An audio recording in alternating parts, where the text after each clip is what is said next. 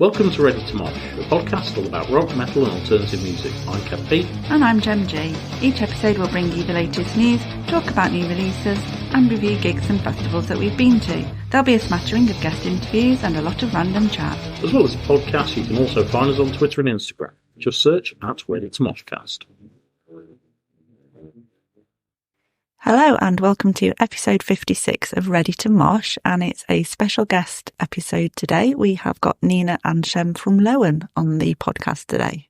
Lowen are one of the bands that we are going to be seeing at Uprising Festival in Leicester on the 29th of April, so we've got them on now to have a chat about the band, their background, their music and what to expect from them at Uprising. Okay, so we have got Nina and Shem, who are Lowen, on the podcast today. How you doing, guys? Hi. Good, how are you? Yeah, we're good, thank you. So first of all then, if you can just tell us a little bit about the band and how and when you began. Yeah, sure. So we're called Lowen, as you kindly said. We play Middle Eastern doom metal. It's quite progressive. And we formed in the front row of an Akakoka concert in about 2017 when Shem tapped me on the shoulder and we started talking because we both love Akakoka. So that's kind of basically how it began. Okay. And what kind of influences have you guys got, kind of music-wise? Influences is interesting because it's not as much music as it is sort of our experiences. So we both come from we've had quite troubled backgrounds and histories growing up. So we have like a lot of pain in the band. And the sort of Middle Eastern aspect of our music is about me and my family and my history. So I was born in exile from Iran. Never been able to go, and the trauma of like the revolution and the political situation there has like impacted me since I was born, basically. So the music is about displacement, and it's about the feeling of being between worlds, which is where the science fiction comes in. So I'm heavily influenced by science fiction literature, by the artwork. We work with Hervé Scott-Flamet, who's a French artist who does incredible science fiction landscapes, which if any listeners or watchers aboard, go on our Bandcamp, you'll see what we're talking about. So yeah, we're influenced by that musically, a lot of traditional Iranian music, but then also bolt thrower. We love bolt thrower and Electric Wizard and the usual Sleep, all that stuff. Okay, so in terms of your songwriting process, can you tell us a little bit about that? And obviously you use different languages and some traditional instruments as well. So if you can just let us know how you approach that and decide which language to use, or how you decide which instruments to use in your music. That's a really good question. In terms of languages, historically, I look at the history of the Middle East, of Iran, of Mesopotamia and civilization, and we go into that. So it just made sense to use Sumerian and Akkadian, and we worked with an ethnomuseo archaeologist called Richard Dumbrill, who taught us, me and Shem, we went to his house one day, and he has like a replication of the silver light of Ur, and he's gone to Iraq and worked on excavating Nineveh and all these things. So he taught us about different ways that ancient music would have worked, how to pronounce them. In terms of the instrumentation, I guess Shem would be the best person to talk about that because he does most of the instrumentation. When it comes to music, I bring them all like folk elements and the vocals to it. So I know what you have to. It's kind of difficult because we've been working on our second album for a couple of years at this point, and it's quite different to the first album. The first album's a lot more kind of more traditional, I'd say. There's some experimental stuff there. I think I was quite influenced by a lot of like shoegazy kind of stuff when we were making it, and that definitely I think I was always trying to evoke this feeling of something far away and that you can't really connect to. And I think that some of the sounds and stuff that we use on that first album and the new music we're working on kind of play into what Nina was saying about not really feeling at home, feeling really far away from something and not being able to connect with it. I use a lot of like effects on the guitar, very inspired by Moody Blues. I don't know if you know them, but like there's a lot of middle of the road kind of Electric Wizard, Morbid Angel and all this stuff, but then there's like more off the wall stuff that comes into play as well. We're very influenced by a Spanish 70s prog rock band called Carmen, who Okay. have an album called Fandangos in Space that you should absolutely listen to because it's amazing. Yeah, stuff like that. And in the new album, there's a lot more kind of weird time signatures and stuff like this that I can't wait to dig into, because some of the melodies that Nina puts to kind of stranger time signatures and stuff, there's honestly just not a lot that sounds like it out there already. So I can't wait to share it with everyone. Yeah, Carmen are great. They're actually really interesting as a band. They had they used contact microphones when they were recording their album, and they actually tap dance in their music. So they have like these crazy, it's like really crazy prog set in space, using like a lot of like folk Spanish music, and then just mashing it together with like tap dancing at the same time. So it's really weird. But it's quite heavy as well. Yeah. For the set, it's like definitely very like heavy rock at the same time. That sounds I can't even imagine how that sounds. I've got to give this a listen now. It's honestly sick. It's really sick. Yeah, let us know what you think. I'd love to know what you guys think. Yeah. Oh, yeah. I'm going to listen to some tonight, and yeah, we'll drop you a message. I'll drop you a message later and let you know. We both love Opeth as well, and I would not be surprised if Michael Ackerfeld loved Carmen, because there's some parts that sound a lot like Opeth songs. Ah, okay. I mean, I'm a big Opeth fan, so I will probably be really down with this. Yeah, I think you will. So, Unceasing Lamentations, it was more stripped back. Was this kind of more of a lockdown thing, or is it a new direction you kind of want to move in? Unceasing Lamentations was it was basically kind of an accident. So we were asked to play Doomsday Festival, and it was during COVID, so you couldn't go to shows, and we just wanted to do something different. Because as Shem was saying, our first album is like very traditional. We didn't really know what we were doing.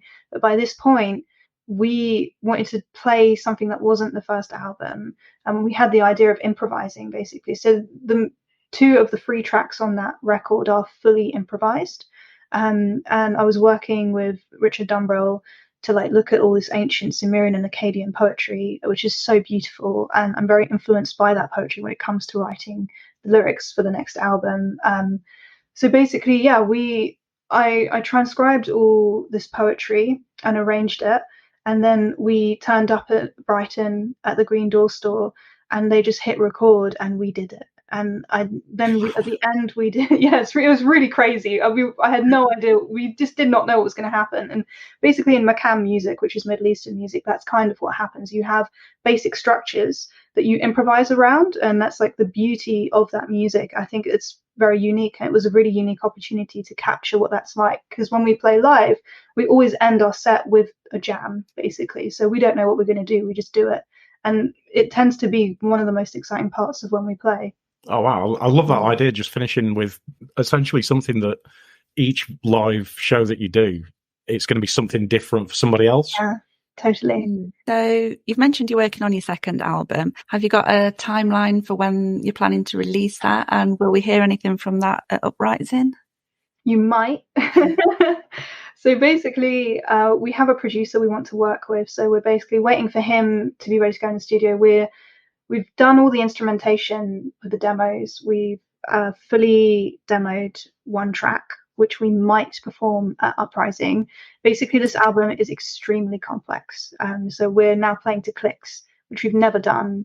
And like, I don't think most bands under the genre of like stoner will normally do such a thing. But we were heavily influenced by a lot of death metal in this album. There's no harsh vocals or anything, but instrumentally it's like very much more progressive, much heavier. So we're having to use click tracks. We have an incredible drummer, Flo Toolman from Damim, who can just play these crazy drum. His drumming is just incredible. So we've used it, and we've had to like improve as musicians significantly. So we're having to rehearse this song quite a lot. Hopefully we can play at Uprising. It's very much our intention to do so, but we will be shitting ourselves. We'll look out for it. Yeah, I'm sure it will go down the storm. Yeah. Just kind of on the musicians that you guys use. Obviously, we know about Damim. Yeah, of course. Yeah. Do you kind of keep the same live musicians when you go out, or do you have kind of like some bands have revolving doors and? Yeah, we have a wonderful relationship with Richard Stevenson, our bassist. He's been with us for many, many years, and really value him. he's always been with us pretty much. And then Flo as well. And we've worked with James Lowe, who's worked with some really, really amazing bands as well, with Satlan, with Susie, who's now in Dead Witches. Yeah, like, he's wonderful. I don't know if you've got anything to say about the guys. Yeah, I mean, just I think for the most part we tend to play with Flo and Rich. That tends to, I think, be more of a geography thing than anything else. Flo's a lot closer to us, so it's a lot easier to rehearse with him. And Rich is quite close as well. So yeah, I think that's like, they're pretty solid. But they obviously both, have other projects and stuff. They love playing in Lowen. So it's like Nina and mine's baby. In terms of like the music, and obviously it's like Nina's story, so it's really important that that's the focus of the band. So yeah, we're just really thankful to be able to work with such amazing musicians, and they're really happy to come along for the ride. We know lots of other people in other bands around London who are also incredibly talented musicians, so we're really lucky in that we've got a bunch of other people we can call on if we ever need to. But yeah, we're really happy with the people we work with at the moment. What is your favourite song that you've written so far? The one that we have finished for the second album, for sure. I'm dying to hear this. What about you? Yeah, same. Just the new album, the new stuff we're working on is incredible. I really can't wait to share it with people. I'm very excited. Spent a long time practicing and trying to become a better musician. We both, me and like Nina and myself, studied a lot of Middle Eastern folk music. And in terms of like the guitar, I've tried to incorporate a lot of Middle Eastern a lot of the kind of musical traits you find in that kind of music. And I think the really fun thing is that I would realize throughout the process of writing new music that there's a lot of bands I really appreciate and look up to who already do that with certain things. Opeth being one good example. Enslaved use a lot of Middle Eastern kind of tropes, kind of parts of, things like drone, the Macam, obviously, playing lots of notes up and down just one string rather than across the strings is something you find a lot with Middle Eastern like folk music. So like kind of adopting that kind of an approach to playing guitar to kind of emulate that is something that I've been incorporating as well. So the other things that you guys touched on was the things like the artwork, the album, the EP, the merch. Is it kind of a joint collaboration with everybody, or is it, do you guys have a specific idea? Because I've seen some of the stuff and it looks absolutely amazing. Thank you. Thanks. The covers are by Hervé Scott Clement that already existed, and they just happen to line up perfectly with what we do, like our aesthetic, essentially. He is probably influenced, like I'm very into art. Lots of members of my family are artists, so I was raised like in galleries as a child. And a lot of artwork. I mean, I'm sure for Shem as well, has like really influenced how we approach the music. So we just aligned like very well. And Hervé is actually in a punk band called Ici Paris, which is really, really cool. They're great. Really great band. Yeah, but then with the actual merch, that's much more collaborative. So because Hervé's paintings are oil paintings, they take him months to paint. So I would never want to tell him what to do. I'm just like, would you mind awfully if we use this piece? Whereas with the artwork, so we've worked with John Dix, who's a tattoo artist, and I basically gave him a brief. I was like, this is a mythological thing. Could you do this in your style? And basically that's what I try and do, is give the artist freedom within a brief, because I don't want to be too picky, but it needs to be related to like the mythos of the band. Of like, usually it's just Persian mythology. So we've worked with Adrian Baxter as well, who just did Paradise Lost. Oh, nice album cover. Also playing Uprising. Yeah, so it's really fun to work with artists. I absolutely love collaborating. I really love picking artists that we all like and just seeing what they do with stuff that is related to us. And I think, throughout the years, hopefully we'll work with many artists and have many different styles of artwork that relate to what we're doing.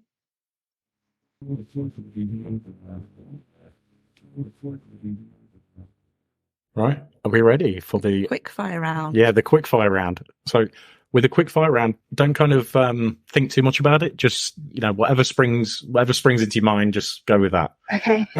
Okay then. So what was the first album that you owned? Evanescence. Nice. What was that album? Fallen by Evanescence. Yeah, classic. My first record was Super Unknown by Soundgarden. Oh, what a great start! It ruined music for me, honestly. Oh wow! So what would be your death row meal? So you get a starter, a main, a dessert, and a drink. Probably Iranian kebab. It's just kebab, but Iranian. You get like a grilled tomato and saffron rice with a stick of butter that melts into it. What's the must? Yeah. Oh, garlic yogurt. Yeah, garlic yogurt. Wild garlic yogurt, and there's like a drink, douk, which is like yogurt with mint and water. Most Western people drink it and vomit because it's super not to a Western. I hate it. I've never met a Westerner that likes it, but it's I just have like a classic Iranian meal. Probably that's what I'd have. What about you? If you asked me a couple of years ago, I would have said pizza, but now I think I'd just say the same thing as her, but make it with beer instead of dew. Yeah. So your tastes have totally changed now then? Absolutely. They've got the best food, man. Like the Middle Eastern, like Turkish food, Iranian. Like when you get a bit deeper into it and you kind of experience some of the tastes and stuff that perhaps aren't. I think there's a tendency as a white person to go into like a restaurant like that and go, oh, I'll have this because it looks nice and I recognize it. And there's lots of stuff you don't recognize. But when you eat with people that kind of have eaten that kind of cuisine for their whole life, they point you towards stuff like garlic yogurt, baba ganoush, which is obviously like aubergine, like smoked aubergine, lots of smoked stuff. The different ways they prepare food. It's also just kind of a lot healthier for you. So you don't kind of feel like garbage after you eat it a lot of the time, which is really nice. It always makes a difference. Yeah. What was the first gig that you went to? It was Live Aid in Hyde Park. No way. Yeah. What? Yeah. I was like 8 years old. My parents took me. We were there for like 2 hours. That's crazy. I didn't know that. Yeah, it was really weird. I think Brad Pitt was on stage. I remember being like really young. A woman was like, "I'd fuck that man." I was just really confused by the whole like thing. And I think we left when Black Eyed Peas started playing, and I really wanted to watch them. But, my dad didn't like them, so we had to go. Yeah. Mine was Blood Island Raiders. Nice. And Atomic Bitch Wax at the Underworld in Camden. And wow. So the guitarist of Blood Island Raiders is Alistair Riddle, who's now in the band Flamebearer. He was friends with my cousin, and he was the first person I ever saw play guitar like live. And he has this like flowing long blonde hair, and he plays a Les Paul, and he like he plays guitar like Zakk Wylde, like high, and it just looks so fucking cool. And I just I was like 14. I just was a geek, a complete loser and geek, and I just remember looking at him like, oh my god, that is the coolest thing ever. And now we're friends, and like now we like hang out and stuff. It's so cool. But yeah, like he's a huge influence on like kind of how I play today. So it's really nice. So what are your favorite crisps? Salt and vinegar. I don't like the Walkers. They're too oily. The other, what's the other one? It's not Walkers. Anything that's not Walkers, it's salt and vinegar. I love McCoy's, it. McCoy's crinkle cut salt and vinegar. Yeah. Roast beef Monster Munch every day of the week. Oh no! I know it's pickled onion Monster Munch. I'm sorry, that wins. What would be your dream tour lineup? So a headliner and a few support bands, and you can include yourselves in that if you want to. Oh god, that's a tough one, man. Bolt Thrower. Yeah. Bolt Thrower come back. And we support them, and Akakoka are playing as well. And I think that would probably be, I'd be in heaven. I could hang up my guitar after that. For me, it would be 9 Inch Nails headlining. I love 9 Inch Nails.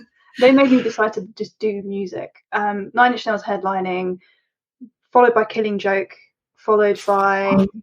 Yes. Yeah, we love Killing Joke. We love Killing Joke. Yeah. That's so cool. Followed by Killing Joke, followed by Akakoka, followed by Bolt Thrower. You can't just have all the bands. No, you can. It's a festival. I've decided it's an all-day. It's like a 24-hour all-day. An Ohm and Sleep, an Electric Wizard, and I'll probably be an Opeth and Atomic Rooster and Carmen. Yeah. Sounds awesome. Yeah. Killing Joke, another band with loads of Middle Eastern stuff in their music. Yeah. Newer stuff, very Middle Eastern, yeah. Oh, also Coroner. Coroner Rule as well, yeah. Yeah, Killing Joke, I absolutely adore Killing Joke, adore 9 Inch Nails. They're kind of like two of my favourite bands of all time. They're just so cool. They are. They really are. I saw them both play Hellfest last year. It was amazing. Oh, Yeah, Hellfest looked incredible. Such a great fest. Yeah. What's your pre-gig ritual? So, you know, you know what mine is? I have a shit every time before I go on stage because the way I see it is the absolute worst thing. I think the worst thing that could happen on stage for me is I'm playing for halfway through a song and my strings break and I shit myself. So I figure if I have a shit before I go on stage, the worst thing that can happen is I break a few strings. So that's my big ritual. As gross as it is, it's true. I can confirm. Yeah, I do vocal warm-ups and I just don't talk to anyone. I get really nervous before a show. So I just sort of like hide and don't speak to anybody until after the show. And then I'm really social and happy to see everyone. But until then, I'm just like, I disappear. Well, we will definitely catch you after the show then. No. If you were a biscuit, what biscuit would you be? Ooh. Oh. Bourbon. Oh. Classic. I thought you'd be more of a cream. What's the creamy ones? No, I like them, but I think I'm more of a bourbon. I'm reliable. I'm good. Not too flashy. Like that's the way to be. I think. I'd be one of those ones with the jam in the middle, like the Jammy sugary... Dodger. No, Jammy Dodger. Jammy Dodger. The other ones, they're fancier than they have like the scalloped edges. Jammy Dodgers have scalloped edges. Yeah. Do they? Oh, maybe I might be. Maybe you're a Jammy Dodger. Yeah, I think that's what I'd be. I don't know why. Good choices. What was the last song that you listened to? It was what's that band? Oh god damn, we were Blood Rust. Was it Blood Rust? Rust? No, it wasn't Blood Rust. It was. God. Hold on, I'll tell you because we were just listening to it in the car. Yeah. Oh no, okay. Oh no, was it Dying Fetus? Yeah, Dying Fetus. It was Dying Fetus. Subjected to a beating by Dying Fetus. Yeah. what a great last song. I love hearing that from different people.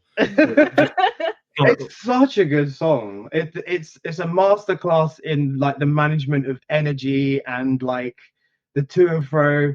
I saw them live at Hellfest as well. They were like 20 minutes late going on stage, and the crowd was just building up. And when it was ecstatic, and they came on and they straight away they played the first song off of that album. They played that one, and everyone went absolutely mental. It was so cool, brilliant. Love Dying Fetus. Awesome. So that was the last question in the quickfire round. So we can go back to some normal questions now.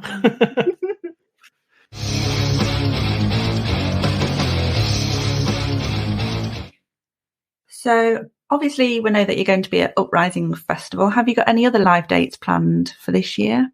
Yeah, we've got Desert Fest the week after, which will be really cool. Okay. So we're playing the Saturday of Desert Fest, and then we've also been announced for Doom Lines, which is I think in Sheffield. July. Oh, sorry, in July. In July in Sheffield at the same time. Yes. Okay, cool. That is awesome. Sheffield's not that far from us, so I don't know that festival either. I'll have to look it up. yeah, I wasn't aware of that one. So yeah, we'll have to give that a look. We may see you there. It's a good lineup. There's some good bands playing. Yeah. So how did you get added to the Uprising lineup? And have you been to the festival before, or to watch or play? So we were asked to do it. We met Simon. We met Simon when we were doing Metal to the Masses. Yeah, we were doing Metal to the Masses, and he saw us play. It was really cool, and we met him like before COVID. I think it was a while back, and he booked us. I think it was last year, but I couldn't do it because I ended up working for a Netflix show.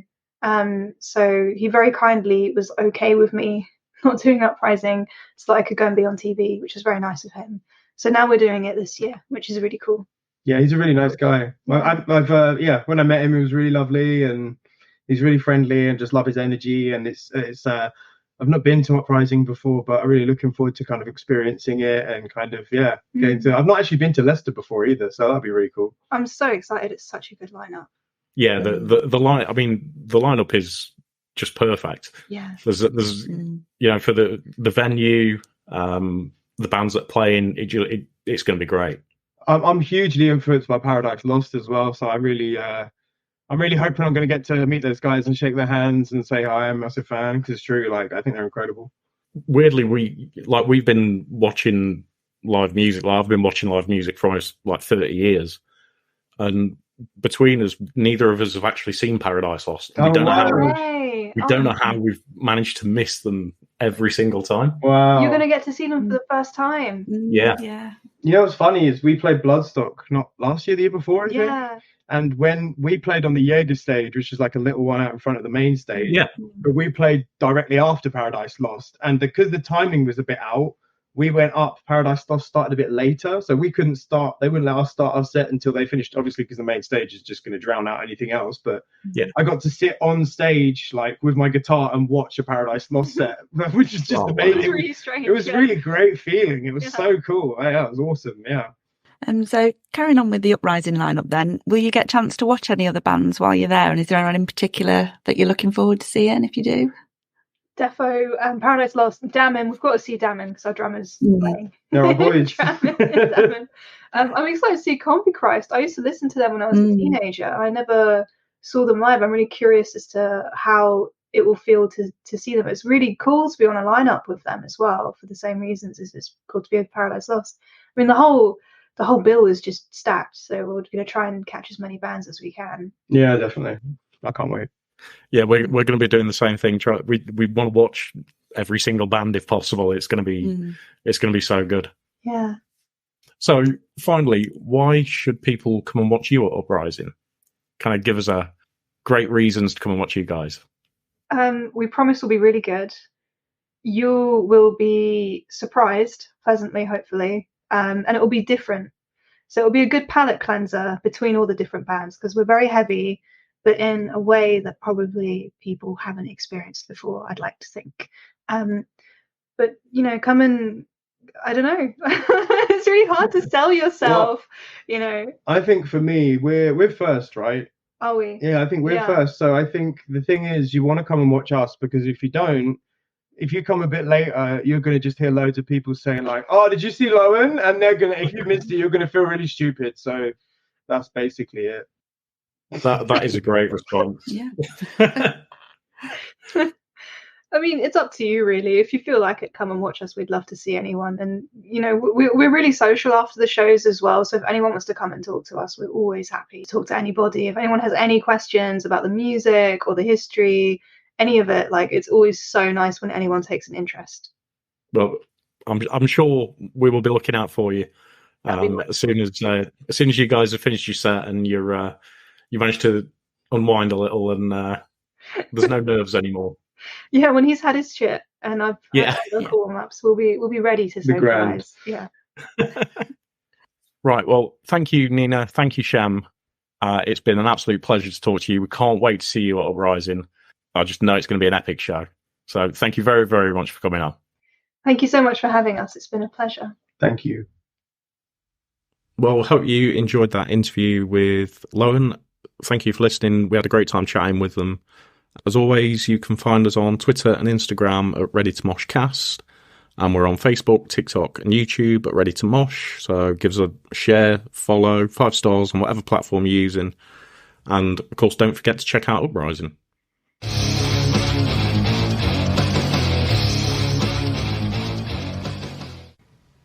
Make it stop, Moog.